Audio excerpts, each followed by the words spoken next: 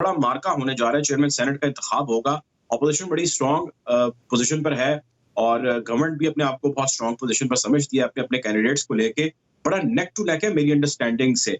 ये बताएं आपकी क्या अंडरस्टैंडिंग है, क्या लग रहा है क्या होगा? देखिए, अगर तज्जियों पर नजर डालें, कॉलम्स पर डालें, एनालिसिस पर डालें, जो भी आप उठा लें तो, और वुज़रा के बयानात आप देख लें कि जी संजरानी साहब हुकूमत के साथ साथ रियासत के भी उम्मीदवार हैं, तो इट्स प्रीटी क्लियर, उससे रिफ्लेक्ट यही हो रहा है कि संजरानी साहब जीत जाएंगे। लेकिन मेरा तज्जिया अदरवाइज होगा। मैं ये समझ रहा हूँ कि इस वक्त तक जब मैं आपसे ये बात कर रहा हूँ, नेक टू नेक फाइट है, बड़ा सख्त मुकाबला है और यूसुफ रजा गिलानी को इस वक्त भी स्लाइट एज हासिल है। मेरे ख्याल में एक दो सेनेटर से अगर इस वक्त इलेक्शन हो तो गिलानी साहब जीत जाएंगे। ऑल्दो लोग कुछ और कह रहे हैं, लेकिन मैं I will stick to Yousuf Raza Gilani. दरमियान में पूरी रात पड़ी हुई है, लोगों के जमीर चेंज होने में भी टाइम नहीं लगता। जमीर के मुताबिक अगर वो फैसला बदलाएं, इधर जाएं उधर जाएं, एक दो सेनेटर्स का ही फर्क होगा। लेकिन एज वी स्पीक तो मेरे ख्याल में गिलानी साहब is still very much in the race और मैं खुद ये समझता हूँ कि गिलानी साहब जीत जाएंगे। अच्छा चलिए ये बताएं कि अगर आदिल ऑपोजिशन जीत जाती है कल, जो स्टैटिस्टिक्स हम अभी आप बता रहे हैं, जो हमारे सामने चीजें आ रही हैं, ऑपोजिशन जीत जाती है तो यकीनन वो ज़ाहिर है मजीद स्ट्रांग हो जाएगी और हुकूमत जो है वो कमजोर हो जाएगी। ये बताइए कि ये होगी भी कमजोर हुकूमत या नहीं होगी, और ऑपोजिशन जो जीतेगी वो मजीद स्ट्रांग फुटिंग पर आएगी या नहीं आएगी? इस जीत जाने के बाद और हुकूमत के हार जाने के बाद अगर कोई ऐसा हो तो कौन कहां पर खड़ा है? देखिए, अगर तो गिलानी साहब जीत जाते हैं तो पीडीएम का जो मार्च है उसे आप टूथलेस मार्च समझें। उसकी वजह यह है कि पीपल्स पार्टी या तो उस मार्च से बिल्कुल निकल जाएगी या उसे बहाना एक्सक्यूज ये बनाएंगे, उसको पोस्टपोन कर दें, आगे रमजान आ रहा है। तो उस सूरत में गिलानी साहब की जीत की सूरत में पीडीएम का लॉन्ग मार्च जो है वो इतना इफेक्टिव होते मैं नहीं देखता। लेकिन अगर गिलानी साहब हार जाते हैं, जिसके इस वक्त एज वी स्पीक मुझे चांसेस कम लग रहे हैं, लेकिन पाकिस्तान में आपको पता है मिनट्स में कुछ भी हो सकता है। कोई एक ऐसा फैसला आ जाए जहां पे डिसीजंस होते हैं, अगर वहां पे ये डिसीजंस हो जाए कि जी पीपल्स पार्टी और पीडीएम की अक्सरियत है तो उन्हें जीतने दिया जाए तो गिलानी साहब जीत जाएंगे। और मेरे ख्याल में इस वक्त तक यही डिसीजन लिया गया है।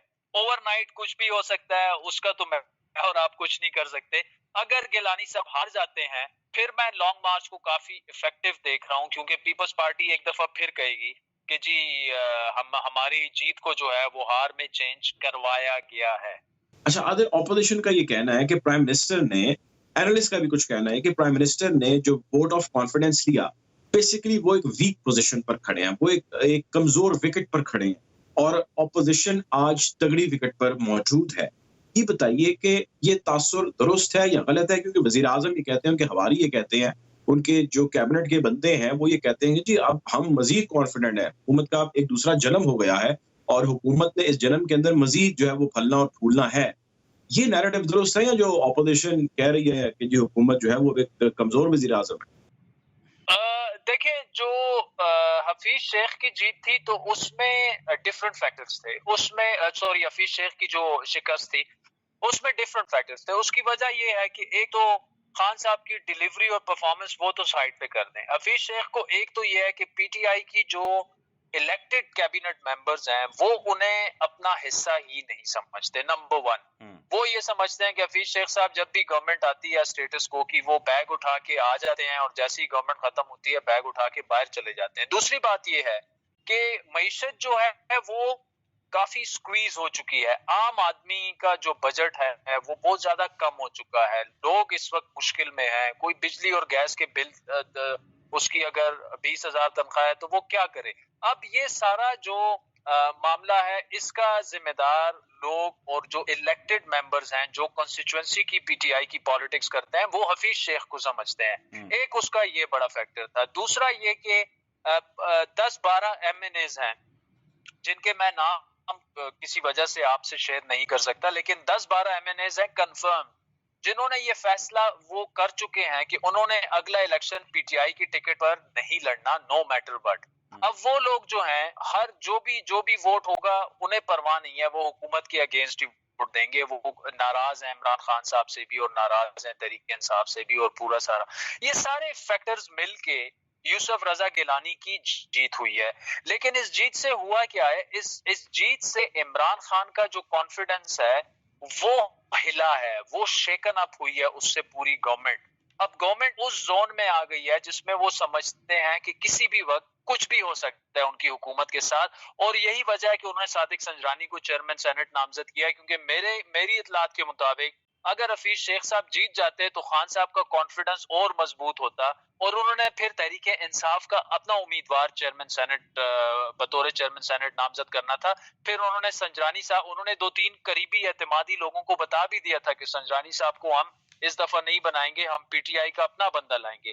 تو جو حفیظ شیخ کی ہار تھی اس کی وجہ سے گورنمنٹ اب اتنی ڈیفینسو ہو گئی ہے کہ اب سارے فیصلے ایسے کر رہے ہیں. فرض کریں اب اپنے یہ سینیٹر مرزا افریدی جو ہیں وہ پی ٹی آئی کا فیس نہیں ہے, وہ نون لیگ کے ٹکٹ پر سینٹ کا الیکشن جیتے, پھر اس کے بعد وہ پی ٹی آئی میں شامل ہو گئے, سنجرانی صاحب کے بڑے قریبی سمجھے جاتے ہیں. تو یہ دونوں ٹکٹ جو ہیں یہ تقریباً یہ پی ٹی آئی کے امیدواروں کو نہیں دیے گئے. تو اگر آپ کی حکمران جماعت سینٹ اٹھا کے اپنے اتحادی جماعتوں کو دے رہی ہے تو اس سے لگ رہا ہے کہ ان کا کانفیڈنس کتنا شیکن اپ ہو گیا ہے, کتنا شیٹرڈ ہے اس وقت. تو حفیظ شیخ کی جیت نے میرے خیال میں سیاسی طور پر, حفیظ شیخ کی ہار نے عمران خان کو سیاسی طور پر ناقابل تلافی نقصان پہنچایا, اور ابھی آئندہ 1.5-2 سالوں میں ان کی گورنمنٹ اس جیت سے, جو یوسف رضا گیلانی کی جیت سے نکل نہیں پائے گی. لیکن اگر کل گیلانی صاحب, جس کے چانسز کافی ہیں, اگر وہ جیت جاتے ہیں تو پھر میں اس گورنمنٹ کو 8-9 ماہ سے زیادہ, یہ میں میکسیمم ٹائم دیکھ رہا ہوں, وہ میں چلتے نہیں دیکھ رہا. اور شاید ہمیں اگلے سال 2023 میں شاید ہمیں الیکشنز ہمیں دیکھنا پڑے, ہم وٹنس کریں کور الیکشن پاکستان میں عام انتخابات.